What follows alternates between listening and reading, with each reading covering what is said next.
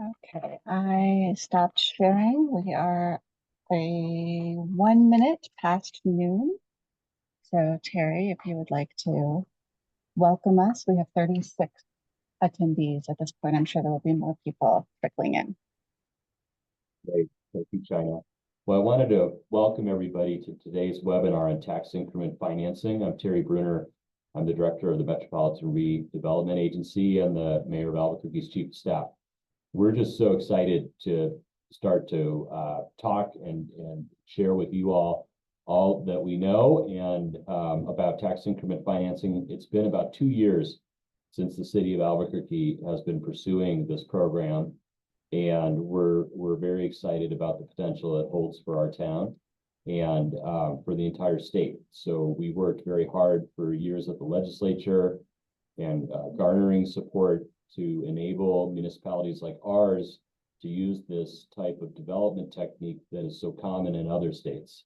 So it really puts New Mexico in the position of a lot of cities across the West, like Colorado Springs and Tucson and Salt Lake, that have been using these types of techniques for years to advance redevelopment in their towns. So throughout the process, we've been lucky to have been joined by SB Friedman out of Chicago to put a lot of the economic analysis and helping us understand the potential of TIFs and the best practices around them. So I also wanted to thank our Deputy Director, Jenny Jackson, our Operations Manager and PIO, Sarah Supple, for putting this together. And I hope you enjoy the webinar. I'm going to hand it back over to our Project Manager, China Osborne, who is our staff person dedicated to tax increment financing.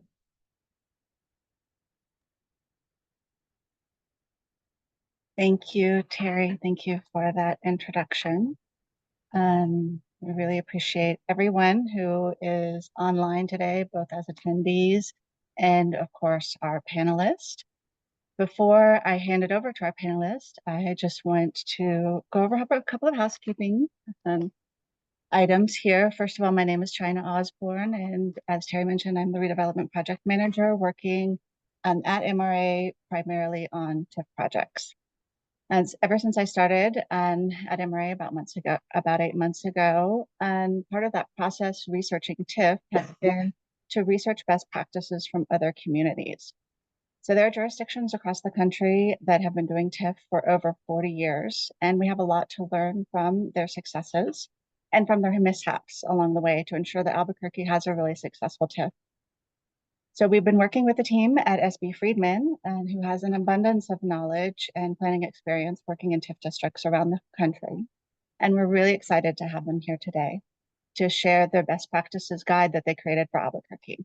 So we're hoping that this will be actually the first of several webinars that we'll bring to the community with general information about TIF. So we've already got a question in the Q&A. If this will be recorded. Yes, this meeting is will be recorded, and it will be made available on our website, the MRA website. Also, the purpose of this webinar is really to provide general information, a general overview of tax increment financing best practices across the nation. So at this time, we're not really able to answer specific questions about Albuquerque specific projects and programming because we're still developing those. But we are committed to making sure that there's plenty of opportunity for community input before any TIF projects or programs are funded through our newly established areas. And finally, please write all of your questions and answers in the Q&A at the bottom of the screen. We hope to leave at least 15 minutes at the end of the presentation to answer questions, and everybody putting their questions in the Q&A box will make sure that we can answer all of your questions in a timely and orderly manner. So, without further ado, I would like to introduce our expert presenters from SB Friedman Development Advisors out of Chicago. Ranadeep Bose, AICP planner and partner at SB Friedman. Ranadeep is an economic development advisor dedicated to the creation of inclusive, high-quality urban environments. He brings over 20 years of experience in market and financial feasibility analysis, economic impact analysis, and development strategy. In Chicago, he has co-led the city's Central Area Plan update, as well as the research phase of the We Will Chicago Citywide Framework Plan. He has led numerous market analysis and strategy work as part of transit-oriented development planning in Rochester, Minnesota, Chapel Hill, North Carolina, Charleston, South Carolina, and Jacksonville, Florida. Renadeep has a master's degree in urban and regional planning from the University of Illinois at Urbana-Champaign and a bachelor's degree in architecture from Jadavpur University in India. He is a member of the American Planning Association and Urban Land Institute, where he serves on the National Public-Private Partnership Product Council and board member of Lambda Alpha International in Chicago region, Canada. We also have with us today Michael Weissov, AICP planner and project manager at SB Friedman. Michael specializes in public-private partnership, finance, and market analysis for large-scale planning projects. Combining quantitative and qualitative approaches, he helps municipalities evaluate policy decisions, responsibly manage public funds, and create walkable mixed-use communities. His experience includes providing market analysis and implementation strategies as part of transit-oriented development plans for rapid transit corridors in Florida and North Carolina, evaluating the impact of various policy decisions on market feasibility for catalytic site in Bloomington, Indiana, and he has helped determine appropriate public financial assistance for major redevelopment projects around the country. Michael has a BA in History and Economics from Northwestern University and a Master's of Urban and Regional Planning from UCLA. We are very happy to have both of these incredible experts with us today, and I'm sure you've now heard enough from us here at MRA. We are happy to pass the baton over to Renadeep and Michael to espouse their TIF wisdom on this. Thank you, China, and thank you for the opportunity to talk about tax increment financing, or TIF for short.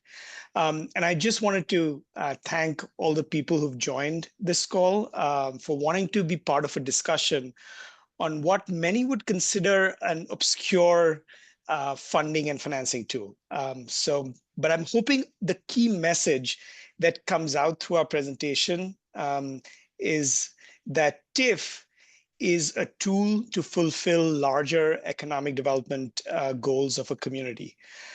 So my colleague Michael and I will share this presentation, which is about 20 minutes long, about TIF. Then we'll actually go into a Q&A where we have some questions, common questions that people ask about TIF. And we'll try and answer those in 15 minutes, and then we'll take audience questions like China mentioned. So I wanted to say, and we can go to the next slide, Michael. I became a professional in the field of economic development to advise cities, both large and small, on how they could meet their community goals and aspirations. And really, what are these? Often community goals and aspirations, they are like quality of life measures, like more parks, more affordable housing, and more vibrant mixed-use communities. And of course, we need resources to achieve many of these goals. And TIF is, I would say, one of the most commonly used tools in the nation to fund these core economic development goals or community aspirations. And so 49 out of 50 states have enabling legislation authorizing the use of TIF, and New Mexico is one of those states. So the key reason we are here also and talking about TIF, now TIF has been there as a tool in New Mexico for a long time, but recent legislative changes, this is the State Statute Article 60A, made it a much more powerful tool in New Mexico for economic development. The most significant change, I would say, to that tool is that it enables the capture of incremental gross receipts taxes in addition to property taxes. And so that's the big change. And then there are 3 jurisdictions that can participate in New Mexico TIFs, the municipality, the county, and the state. And the participation is negotiated on an opt-in sort of basis. The taxing jurisdictions, they would negotiate and opt in to share up to 75% of the incremental gross receipts tax and property taxes. And so this is a concept that my colleague Michael will go into in more detail of what that means. This incremental tax collections is what we're going to talk in further detail. But I think it's another important component is that these tax collections do not impact other taxing districts. So schools, water or other special taxing districts are unaffected by the use of TIF. So I'll pass it on to my colleague, Michael here. Great, yeah, thank you for that. As Randeep mentioned, TIF works by capturing the increase in taxes generated over a defined area. I'm going to walk through a visual that shows how tax revenues flow before and after a TIF is put in place, as well as after it expires. In New Mexico, as Randeep mentioned, the new TIF legislation allows for the capture of incremental property taxes and incremental gross receipts taxes. The TIF legislation treats these tax streams separately, but the mechanism is pretty comparable. So just keep in mind, I'll be showing one chart throughout this presentation, but it's actually a separate process for property taxes and gross receipts taxes. A little bit in the weeds there. So first, we wanted to start with a no TIF scenario or a pre-TIF scenario. So before a TIF district is established, tax revenues flow normally to taxing districts, the municipality, the county, and so forth. Around the country, generally the areas that are TIFed have low tax base growth relative to the rest of the city. Some even have a declining tax base in the years before a TIF is established. And TIF is often intended to promote economic development and revitalization in these slow growing areas. So that's often kind of the impetus for, putting a TIF in place is to, reverse, trends or patterns of decline or stagnation and, promote economic revitalization in targeted geographic areas. Once a TIF is adopted, this starts the clock on a transformative investment period within the area. We can call that the TIF term. The TIF term can vary state to state. In New Mexico, this is up to 20 years. So once a TIF district is established, the base taxes are frozen for the life of the TIF. As I mentioned, in New Mexico, this can be up to 20 years, shorter, could be as a policy decision. The taxes that are generated from this, frozen base continue to flow to the taxing districts with no change. This is a business as usual scenario where the revenues you are getting pre-TIF continue to flow to the taxing jurisdictions. This is represented by the dark blue bars on the chart. The orange bars, on the other hand, this represents the growth in area taxes. Another word for it is tax increment, where the I in tax increment financing comes from.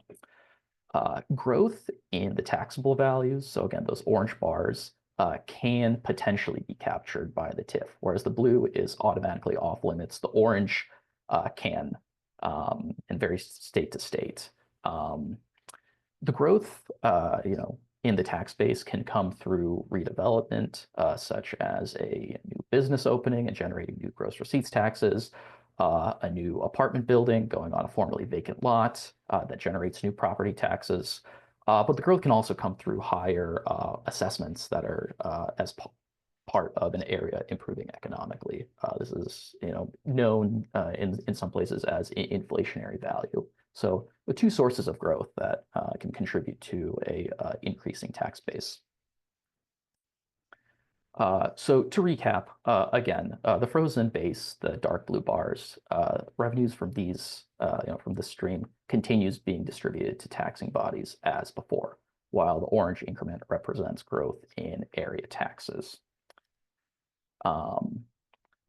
In New Mexico, a portion of the incremental tax revenues can flow into a separate TIF fund or a Metropolitan Redevelopment Fund. Funds, from the TIF fund generally must be spent within the TIF district where they're generated. TIF funds can be used for a variety of activities that we'll cover in just a little bit. The part that gets a little bit more complicated is that the precise share of the increment that is captured by the TIF will vary from TIF to TIF. In New Mexico, the city, the county, and the state all have to opt in to dedicating their revenues to this TIF fund. These 3 taxing districts or entities can dedicate up to 75% of their incremental taxing revenues. So any remaining incremental revenues for these taxing districts, whether that's 25% or higher than that, will continue to go to those taxing districts. And I wanted to just make a couple of key points that I think we'll emphasize throughout the presentation, but just want to ensure we cover it here too. The first is that TIF is a reallocation of tax revenues. It's intended to concentrate tax revenues that are generated, and make sure that those revenues are spent within a specific geographic area to focus economic development in those places. But as a reallocation of tax revenues, it's not a new tax. The second is that there's no impact to the schools, flood control, or any of the other special taxation districts. These districts are exempted from TIF law. They continue to collect their regular tax rate, and they benefit from any growth in the base taxes. So again, another way to think about it, linking this to the graphic, is that the school districts, flood control districts, any of the other special taxation districts, they'll continue to get taxes from both the blue bars and the orange bars on this chart. The opt-in mechanism only applies to the city, the county, and the state. Then what happens after a TIF expires? So after the end of the TIF term, again, that can be a period of up to 20 years, the TIF district is dissolved. At this point, the base is unfrozen and all of the revenues flow back to the taxing districts just as before the TIF was created. This is represented by the lighter blue bars on the chart. Ideally, as a result of investments that are made through the TIF, whether in redevelopment projects or in public infrastructure, the area will have much higher tax revenues than where it would be without the TIF, as well as a higher rate of growth that has hopefully reversed the pattern of stagnating revenues prior to the establishment of the TIF. So how are TIFs created? TIF is a locally controlled economic development tool, and it's one of the very few economic development tools that is controlled by local governments. It's one of the key benefits of TIF. A lot of other incentives and tools are controlled either at the state level or the federal government, and could be competitive if we think about new markets tax credits, being one competitive funding source. So this is one of the main benefits of TIF. Is that it allows local governments to focus their economic development efforts on certain areas that need additional investment. The process to establish a TIF varies from state to state. This slide at a high level summarizes the process in New Mexico. So first off, the local government has to approve a Metropolitan Redevelopment plan for an area. In Albuquerque, the entity that controls this is the city council. Next, the local government can elect by resolution to use TIF within all or a portion of the metropolitan redevelopment area. After that, the local government, again, city of Albuquerque, Bernalillo County, and the state of New Mexico, their Board of Finance, these entities can elect to dedicate up to 75% of the incremental property and or gross receipts taxes to the TIF fund, but the actual negotiated rate can vary.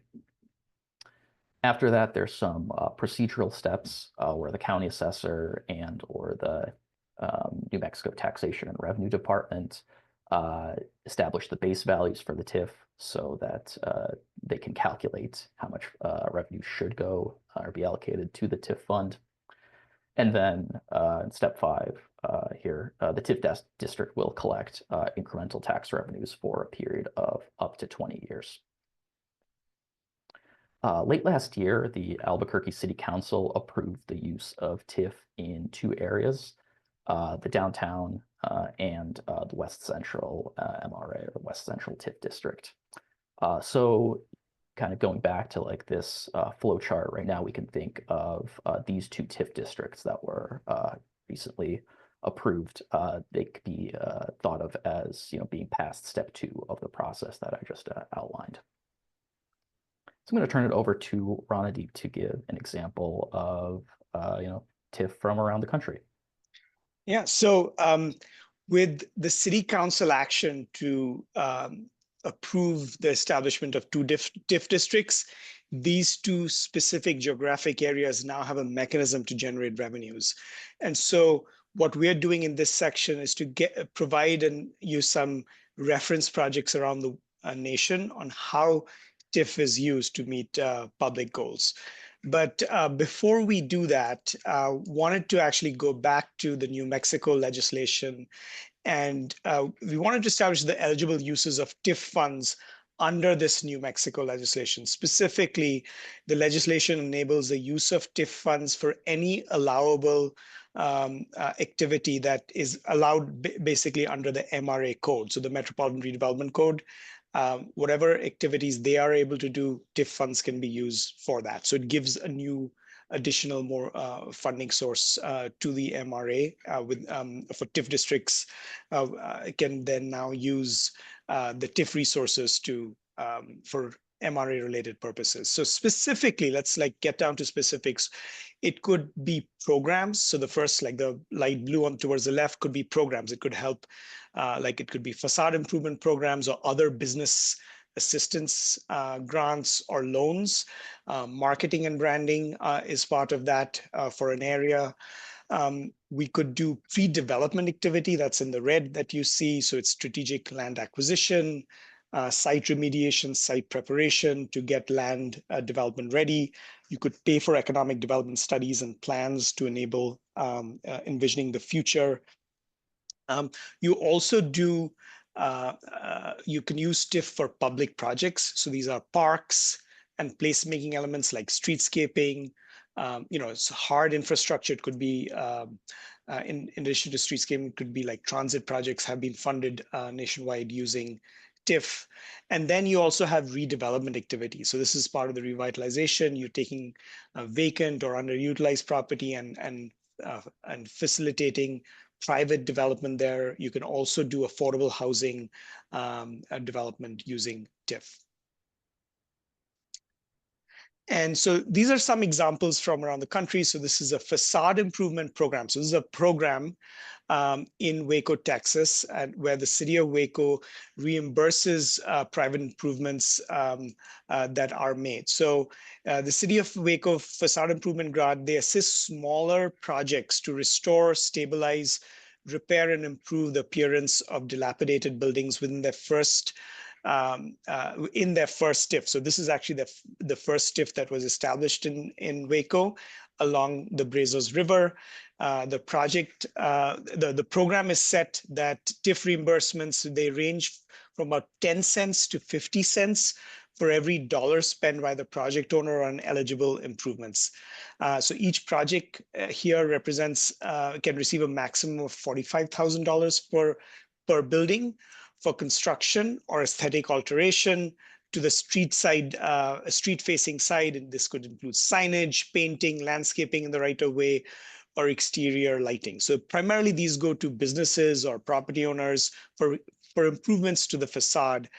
And so this particular project shown on the right, it's a TIF grant that supported the exterior renovation of a historic warehouse to help create a retail space accommodating about 6 businesses, including a restaurant. This next project is basically Atlanta's Rail to Trail project. It's a very famous 22-mile historic railroad conversion into a connected network of public parks, multi-use trails, and transit. It's 22 miles long and connects about 45 neighborhoods. So the interesting story on this particular project is that it was a proposal from a graduate student at Georgia Tech. And he came up with this idea of a belt line, which then sort of gained a lot of grassroots support in the early 2000s. A subsequent study showed that what they call a tax allocation districts, a TAD, which is the same as a TIF. A TIF could cover 60% of the project costs of this Beltline vision without a tax increase. So that was the idea that came about. The city went ahead and went and did the project. So from 2006 and 2000 to 2011, 337 million was expended, but 35% of those costs came from TIF. And another 44% came from city funds, federal funds, philanthropic sources. And so the Atlanta Beltline is sort of one of the signature TIF funded projects nationwide. It's considered a nationwide best practice.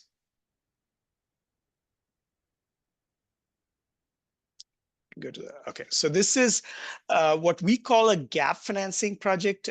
So it's sort of getting private development to work, and this is in Boise, Idaho. That we do a lot of work here as well and help on projects.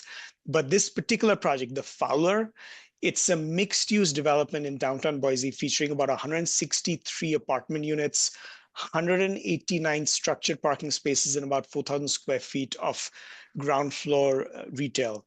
So it was proposed in 2015, and the project aimed to increase high quality residential opportunities in an urban setting. And the developer requested a total of about 3.23 million, about 630,000 was assistance for streetscaping and public improvements. About 2.6 million was related to first floor parking deck to operate that sort of public parking. And so that was this 3.23 million was about 12% of the total development cost. But at the end of the day, once the project was completed in 2018, it became the first new construction residential project in over 10 years. So the goal of this project was for the city to incentivize like a revitalization of the downtown and get the first like urban mixed use project in sort of downtown Boise. So that's the whole goal, and they achieved that with this gap financing in here. And then this final project, this is in our hometown in Chicago. TIF being used for funding, to close a funding gap for affordable housing. So even when, many cities around the country have like an affordable housing crisis, we know Albuquerque does too, and there's a need to generate and create new affordable units. But even with federal funding, this is the federal low-income housing tax credit resources, there's often a funding gap that occurs.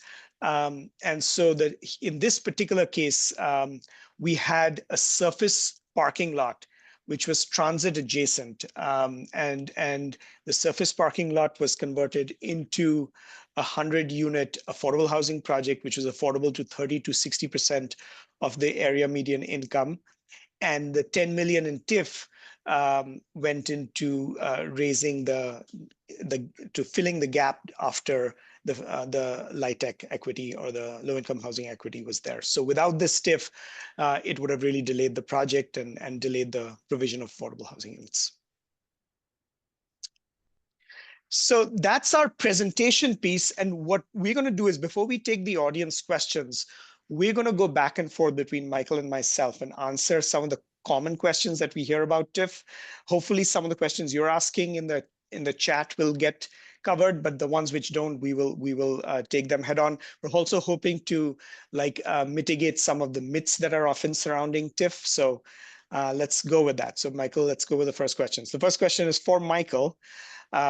So if there's a common question. So if there's a resident who is living and working, a resident asking, I live and work in an MR area, will my taxes go up?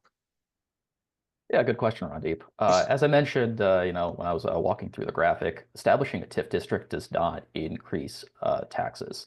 Like I mentioned, it's a reallocation of where the existing tax revenues go. In a TIF district, the Metropolitan Redevelopment Fund would receive a portion of the growth in tax revenues over a 20-year period above the base revenues. For example, a portion of the annual increase in property taxes or gross receipts taxes that are associated with new businesses or new development projects, a portion of those taxes could be reinvested directly in the TIF area. The TIF doesn't increase, the tax rate, and it doesn't take existing funding away from other areas of the city. as I mentioned, the special taxing districts, schools, and so forth, they continue to collect their regular tax rate and benefit from any growth in the tax base. Yeah. So this question's for Randeep. Should TIF districts be established all over the city of Albuquerque? And the short answer I'd say is no.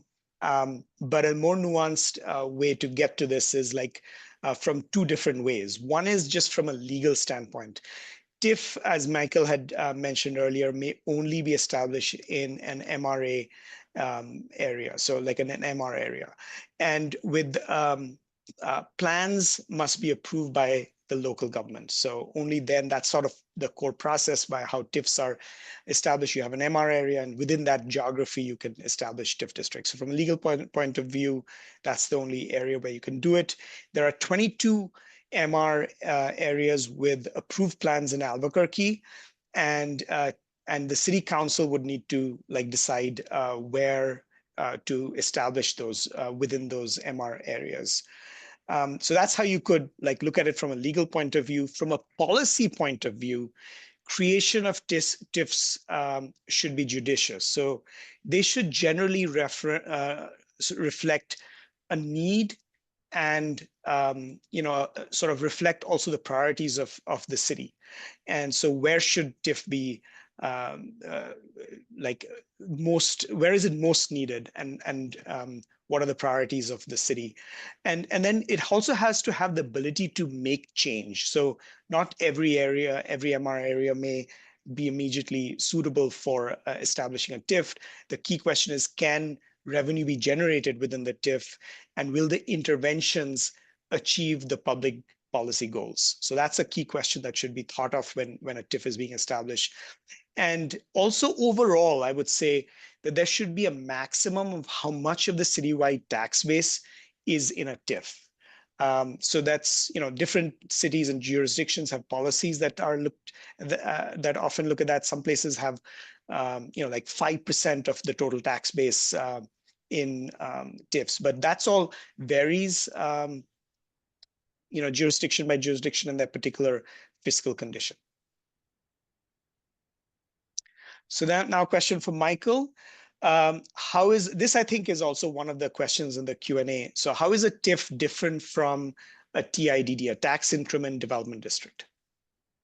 Yeah, it's a good question. There are a lot of there's a lot of acronyms floating around there, whether it's TIF or TIDD. Sounds kind of similar, and in practice, TIDDs do function pretty similarly to tax increment financing. There's two main differences. One is that TIDDs require approval from a majority of the property owners in that district.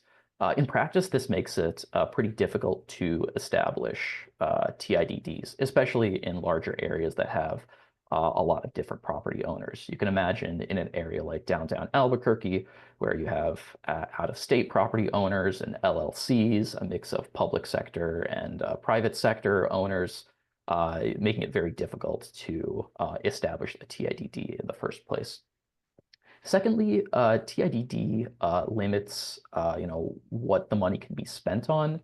TIDD funds can only pay for infrastructure, whereas TIF funding can pay for anything that's enabled by the Metropolitan redevelopment legislation, such as programs like facade improvement grants, infrastructure, of course, redevelopment projects, and other funds. So TIF, again, functions really similarly in terms of the actual mechanism of capturing incremental tax revenues, but TIF is a bit more flexible, easier to establish, and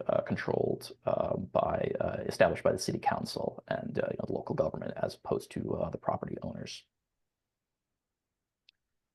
So, Randeep, here's the question. From the perspective of a business owner, say I own a business in a TIF district. I'd like to make repairs to my building.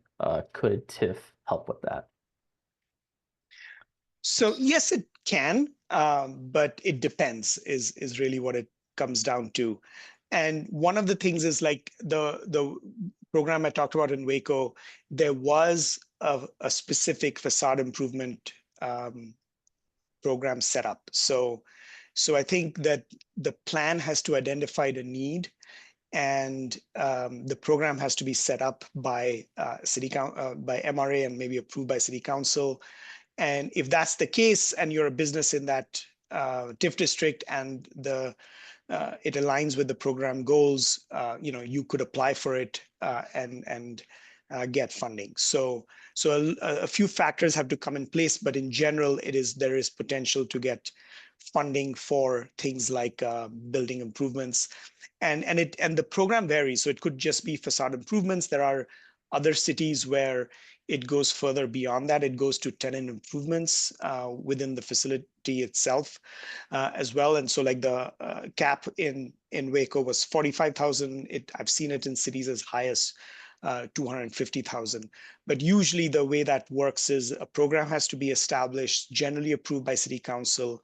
Often there's a third-party entity which administers the eligibility requirements, reviews the applications from businesses, and disperses the funds after it shows. Often there's a matching component, so it's like the business owner also needs to come in with some resources, which is similar to how the Waco, Texas facade improvement grant was structured, where you could get up to 50 cents on the dollar for private investment. So the program would give 50 cents of the dollar of eligible costs over there. So often there is a matching component to it, and that also varies city by city. But yeah, this is definitely one of the common uses of TIF, and a very, very effective, I would say, approach to using it. But it would have to be established as a need, established in the plan, and TIF could be a source for funding businesses in this way. So this is our final question, and then we're going to move on to Q&A, but this is the final question from Michael, and we'll then move to audience Q&A. So I'm a developer seeking to redevelop a project within an MR area. If a TIF is established, do I automatically get the incremental property tax and GRT that I generate from the project? Yeah, this is a slight misconception of how TIF works. This is similar to the question from the perspective of the business owners. Yes, TIF funds can be used to as for gap financing for redevelopment projects, but redevelopment projects within TIF areas are not automatically guaranteed or entitled to TIF funds. The best practice nationwide is a third-party financial review of project need, especially when the dollar amounts are larger. Typically, what happens is developer comes to the MRA or a similar entity asking for TIF funds, whether that's through a grant or some other reimbursement mechanism.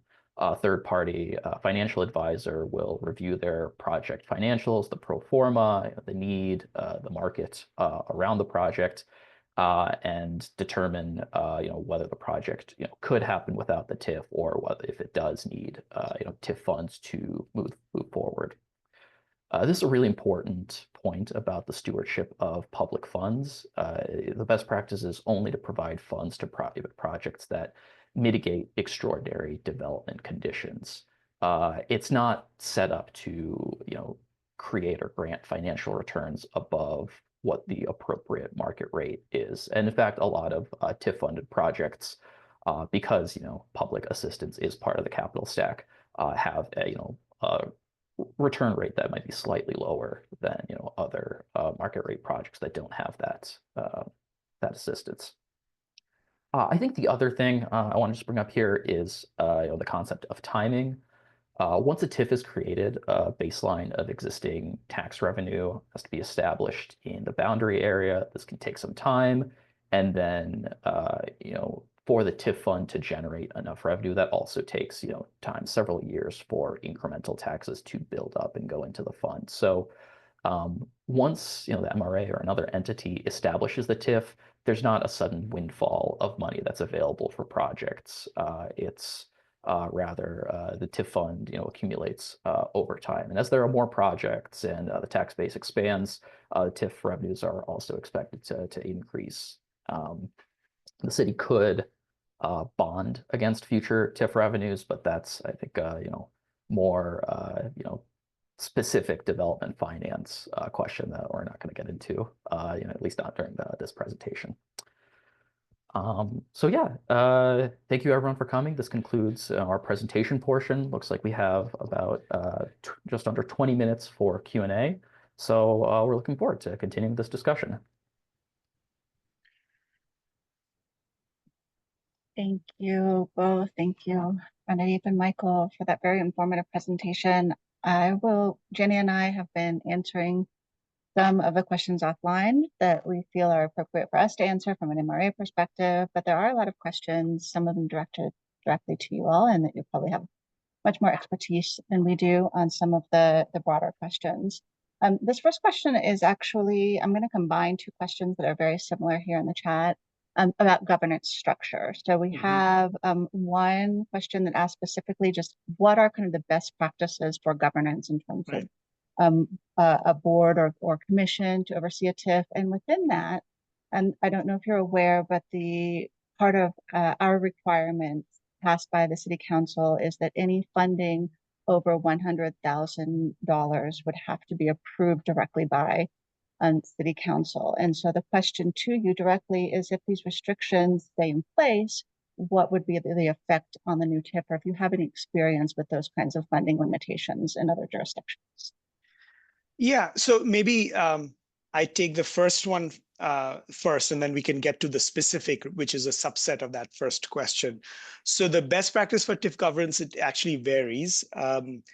In larger cities, and I would group Albuquerque as a larger city, there is often a separate board which is often established, and the board is made up of often it could be like experts in the field of real estate. It could be it's usually like key staff person from the MR would make sense to be part of it. Usually a city council representation, someone who handles the public finance side of things a little bit, or has experience on budgeting and financing, and like other economic development professionals on it. Often in many cities, these are appointed by the mayor. And the idea of the separate board is that they do review of relatively larger projects. And so there's a funding threshold question, which I'll get to soon. And they look at larger projects, review it, and they give a recommendation to the city council to like approve or not approve. Like, so they basically say, like, they give a approval on a project use of funds, and then it goes to the next level, and final say is always city council. So it actually, in a way, it's like the city council relies on that recommendation, and of course takes into consideration that recommendation, because it tends to be made up of people who understand the makeup of how these how real estate works, and how financing gaps work, and those kinds of things. So so that's the key. That's one point. So larger cities often do have a board which is appointed by the mayor, tends to be made up of people who are from the community and experts and staff. There's a threshold question on what dollar figure goes to city council for approval, which I know this $100,000 question has come into play. The point is, all dollars through TIF there has to be some public stewardship and transparency and oversight on how funds are expended. That is to be internally decided by the council and the MR staff, and like locally what people are comfortable with. I have often seen a threshold higher than $100,000. So like, I wouldn't say that 100,000 is the wrong or right number. I just see that, I'll say that I have seen numbers which are higher than 100,000 as a threshold question. But usually the automatic use of funds without any approval process is not a best practice. There is an approval process for how funds are dispersed. So for example, if a program like a small business improvement fund for small businesses, or a facade improvement program, you could set up like a program which is, let's just say it's $1 million program in the downtown area, in the downtown TIF, and it's $100,000 assistance to each business. And every 100,000 doesn't have to be approved by city council. Those could be MR staff based on certain criteria. The $1 million is what is a program which is approved. So that could be a way to handle it. And then I would say that generally a larger project, if there is a, which is going through city council approval, there should be some threshold by which it comes finally up to city council, because you're giving away public resources. So what that threshold is something that perhaps is a discussion. Whether 100,000 is the right number or not is something I would need a little bit more to know whether that is the appropriate threshold. No, thank you, and I definitely think that helps us put things in perspective. And the next question may be an easy one. It says, can a TIF be renewed after 20 years? Actually, China, that's not necessarily an easy question for us, because the TIF legislation is so new. There's not, as much case law around it. For example, we're in Illinois, where TIF has been around for decades. There are, as a result, decades of TIFs, in big cities and in small towns, and a lot of, just like legislation and litigation around it that, has established, whether a TIF can be extended or not. In Illinois, for example, TIFs can be extended. There's a process. I'd say it's pretty rare. Most TIFs in Illinois expire after 23 years, and that's it. But in certain cases, they can be extended for periods. Given that the TIF legislation is so new in New Mexico, I'm not sure yet. But thinking of a bigger picture from a policy perspective, the reason to extend a TIF would be that if the MR plan has established goals for the area and those goals have not been achieved yet. So, for example, if the MR plan says that we want infrastructure investment, we want to build up the residential base, we want to address declining tax bases, all of these things. If after a 20-year TIF period that those are still challenges, that could be one reason to extend a TIF or refine a TIF. But I think it's not just like, one question is like the mechanism aspect of it, and the other question is a policy aspect. Is like, should that TIF be kept in place? If you've achieved the goals for the metropolitan redevelopment area, I think it's better to retire that TIF, and then the tax revenues could go back to the taxing jurisdictions, just as before the TIF was established. Thank you. Yes, this will be definitely a process to figure things like that out as we go along. Here's a good question. So this was referring to a question that was asked earlier that I actually answered in the chat about our process for establishing the baseline. So in our case, the state has to study the GRT receipts for 1 year in the area that was approved for TIF financing. So we have that 1 year that we have to wait automatically for GRT. But then the second part of the question is, realistically, when would taxes begin to be redirected to a TIF district? And it's a process, I would imagine. These funds are not received automatically. That's right. Yeah, and I could answer that. So first is, only if there's incremental revenues do funds get deposited, I think, is the first key point. So if there are no incremental revenues, that means if there's no growth over the base, there is no funds which get deposited in the MRA. And often it takes a little time to develop that bank of funds. The two kinds of things that really help, one is if there is inflationary growth in existing property values, or GRT is growing naturally from inflation. Those help, because those are just like incremental inflationary growth on existing properties and businesses within the district. But also new development is like, you get these jumps, like, so because those were at a lower level, let's say it's a parking lot not generating a lot of revenue, new development occurs, there's businesses on the ground floor which generate GRT, and property tax increment occurs. So those sort of create jumps and they get there. But even those, there is the normal lag because taxes are collected in arrears. So a project gets developed, they will get assessed, and then collections happen. So it could be a 2-year lag between a project getting built and collected. I'd have to know, like in most states, it's a 2-year lag. I'd have to look at what the exact time frame here locally is. Michael probably has more insight on that, but generally it's a 2-year lag.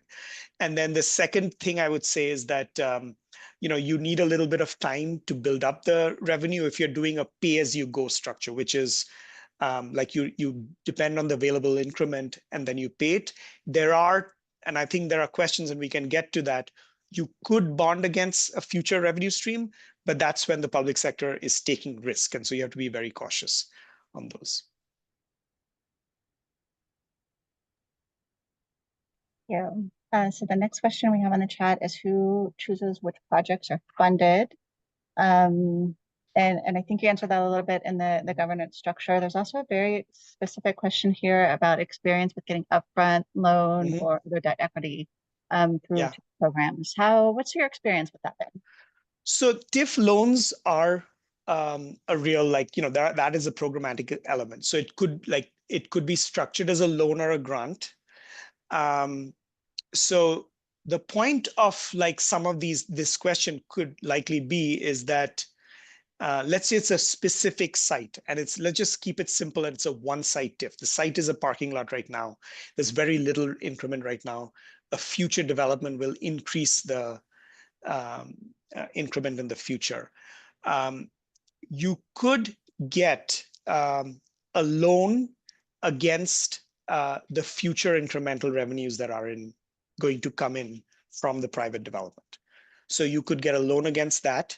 I would say that there are many ways of structuring these. There could be a loan, and there could be just a grant. So it's a continuum from grant to low cost, low interest loan to forgivable loan to something like a TIF note to a revenue bond to a geo bond. There's a whole continuum of how the future increment could be monetized upfront. And that's often a challenge with a tool like TIF, that again, the resources from TIF are in arrears. So they get generated later after a project is developed, but the need for the project is upfront.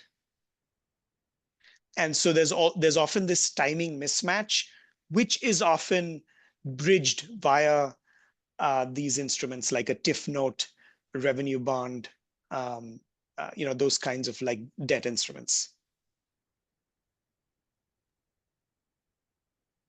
Sounds good. Lots of options to consider as our TIFs develop in the state of New Mexico. I believe the next question is from another city. It says the city, or maybe Albuquerque, has already identified a metropolitan redevelopment area. Can we start with this MRA to start discussions with the city on how to use TIF? I think you talked about that a little bit in your process, kind of what needs to happen first. And then discussions on how to use TIF. Do you have any comments on that? When those discussions should start taking place? Yeah, so first off, from a legal perspective, a metropolitan redevelopment area has to be established and have its own plan, and then a TIF could go into that plan. TIF is not required. You can have an MR area without TIF, but that's, I guess, the first hurdle that you have to kind of, get over. After that, ideally, the TIF funds are spent responding, or I guess in conversation with the MR plan. So the MR plan will lay out what the existing conditions are, what the challenges are, the opportunities, the policy goals for the area, and the TIF funds should be spent to kind of address those policy goals, to meet those goals or address those challenges. Whether that is achieved through infrastructure investment or public-private partnerships or small business programs. That depends on the initial conditions. But I think there's that interplay between, we have TIF funds, but, it should be guided by that document, as well as like the public policy goals of the city. I guess that's how I'd answer that. Yeah, thank you. And so going back to the governance structure, we have a question here that should each TIF district have its own advisory board? That is probably not what that's not common often. There is in some states what they call the GRB, Joint Review Board. But that's a very unique situation. Like I'm just speaking in terms of Illinois, where, in Illinois, like for example, the school portion of the TIF is also in play. And so that goes into the TIF fund. And so, that's one reason that there is like a process in place, mostly on the designation side. So it's not as common to have a board for every individual TIF. I would say that the role of the entity should be probably, like if there is, for example, an MR plan, maybe the MR plan where it established the goals that Michael was talking about, the public policy goals of that MR district. That's where that would be a good place to have a steering committee and an oversight, board as like, or a steering committee as the plan is being established. And the TIF is a tool to just implement those goals. And the oversight there is more like a council, because it comes out to individual projects being approved. And and I would say the staff and council would look at the MR plan objectives to make sure that they are being met. So, it's not that I see that as a common occurrence, like a board for every TIF district. Yeah, that makes a lot of sense. So a question here: at the expiry of a TIF, what happens with those unspent funds? Yeah, yeah, they're right. They do revert back to the taxing authority. There's no requirement to use every single dollar that's in the TIF fund on TIF projects. If at the end of the TIF period, whether that's 20 years or a shorter period, if there's still unspent revenue in that TIF fund, that would revert back to the taxing districts as if it wasn't collected. I will add a nuance to this whole thing. Like, so this concept of uncommitted funds, or like, here, because we are talking about uncommitted or unspent, like those do revert. But even if there were committed funds, you can't hold them necessarily separately for future increment because the TIF is dissolved. So I think the caution in this is, if you issue a bond or you issue a TIF note which obligates TIF funds, the obligation should sunset at the expiration of the TIF. So you can never have a commitment which extends beyond the life of the TIF. Okay, thank you. We're still getting questions, but we only have 1 minute left. So the last question, just in order received, do you have any experience, or can you share your experience in TIF implementation over changes in administrations? I'm assuming this is referring to the fact that we are in an election year, and so there may be a change in our administration here in Albuquerque. And this is a nationwide thing, that there are like the approach to it and can change. We've seen this in cities. I will say though that the general philosophy on how TIF is used and the programmatic components, or like the implementation structure, it's good to have a policy framework which is broadly, approved by the public. It's built on best practices. It's built on research, and has taken input from different sources, so it stands the test of time and stands the changes of administration. So that's what I would say. Like, the overall framework for the use of TIF and the programs should be built on best practices, which makes it stand the test of time. The question, though, is can policies like shift a little bit? Like, how many TIFs, one administration might be more pro TIF and one administration might be less pro TIF. And so that's a thing which happens. Like you could have fewer TIFs in one, or how like what's the philosophy on dispersing TIF? Those could adapt on the margins. I'm hoping that they don't have wholesale changes is what I would hope, because you're basing it on best practices. Because you do want certainty between administrations for the broader public policy goals. You don't want to completely like, yeah, you have TIF for a few years, then it goes away. It's probably not good public policy. Slow and steady wins the race, right? Yeah. Yes. So, I want to extend deep thanks and gratitude to both of you for all the work that you do with us here in the city of Albuquerque, and for giving your time to us today, and to talk not only to us in the city, but our community members and from all over the state of New Mexico. We actually have participants in the webinar. So thank you so much for your time and all of this knowledge. And as I said at the very beginning, for anyone who joined late, we are recording this webinar and we will post it to our MRA website. So thank you, everyone, and have a wonderful rest of your day. Thank you, Jen. Yeah, thank you. Thank you.